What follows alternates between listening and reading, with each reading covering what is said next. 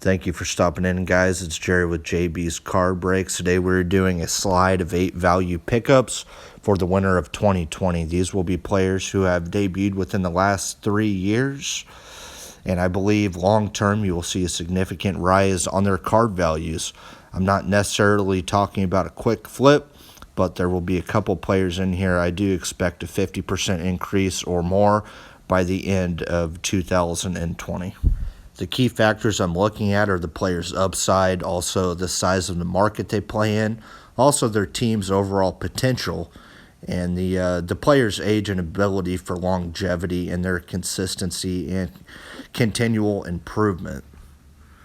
And without further ado, let's start to dive into this.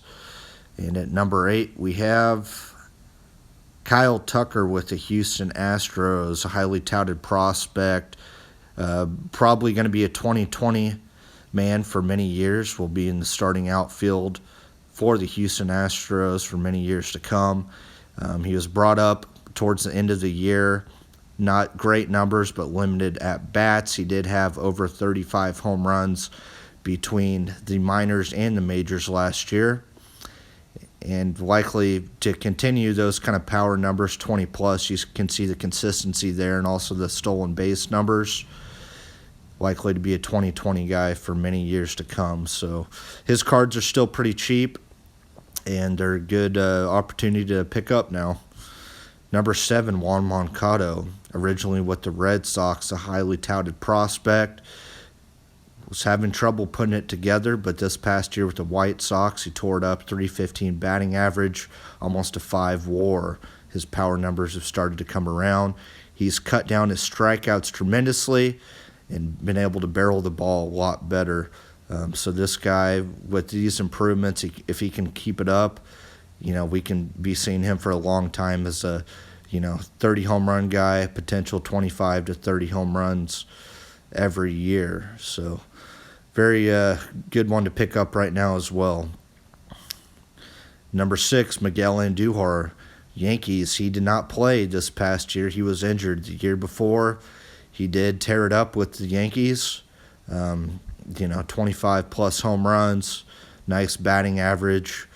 Now, some people have say, he might get traded, but, but right now that's just speculation. They did have Gio Urshela stepped in and had a great season for them, but this guy does have potential. He's still young. He's a solid third baseman.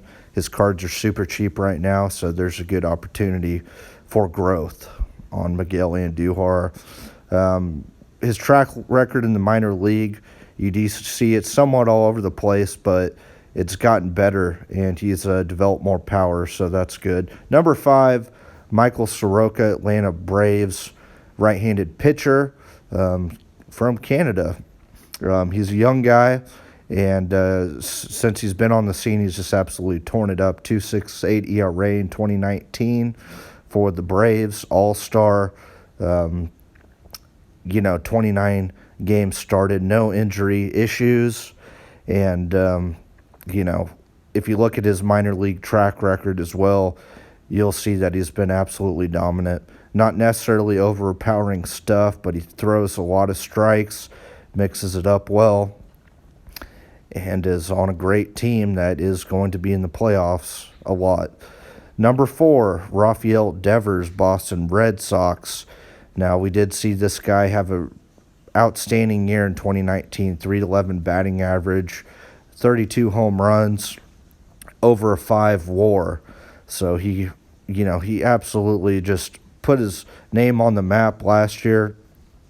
The year before, he really didn't show as much at the plate, but if you take a look at his minor leagues as well, you'll see a gradual improvement over time, and the guy is still super young. So he has a lot of time to get better still, and he's in the Red Sox market, so it's a good time to grab him.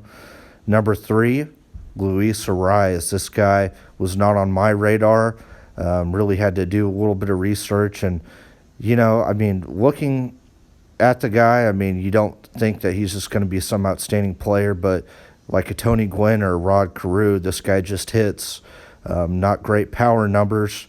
but he is a versatile utility player, and all he does is hit. I mean, if you look at his minor league numbers, I mean, every year, 300 plus, 348, 309, 347, 385. This guy's floor is very high. I don't see him being a less than 280 hitter for 10 plus years due to his versatility. So this guy could be, potentially 2,000 plus hits guy, stays around the league for a long time, and the Twins are doing well, and his cards are relatively cheap right now, so it'd be a good chance to grab him while you can. Number 2, Ozzie Albies, often overshadowed, of course, by Acuna, but he's super young. He's really consistent, great speed, great hit tool. And you see again here, he had another 20-plus home run season, 295 batting average. His WAR almost at 5, which is outstanding. He is a very solid defender. And this guy's going to be around for a long time. I don't see this guy having too many issues with injuries or versatility. He's 5'10", 170 pounds. This guy's just getting it done. And his card value is very low right now.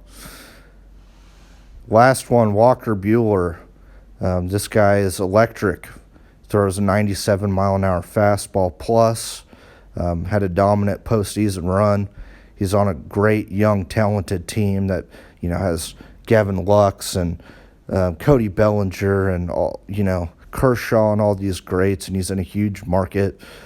And I expect him to just take over the torch from Clayton Kershaw and continue to have success over the next several years. This guy is one guy that could potentially have a high flip value at the end of 2020, but I believe long term as well, you will, you'll have a good chance at making a pretty good investment if you pick his cards up while they're still pretty low. You see there, his StatCast, he averages over 96 mile an hour on his fastball, so the guy brings serious gas. Thanks for watching my video, guys. Feel free to comment on some of the guys that you think are valuable cards to pick up right now before they go up. I know there's a lot of guys out there. I'll probably make some other videos in regards to some veteran value picks as well, and I'll have some other content for you. Appreciate you stopping in. Take it easy, guys.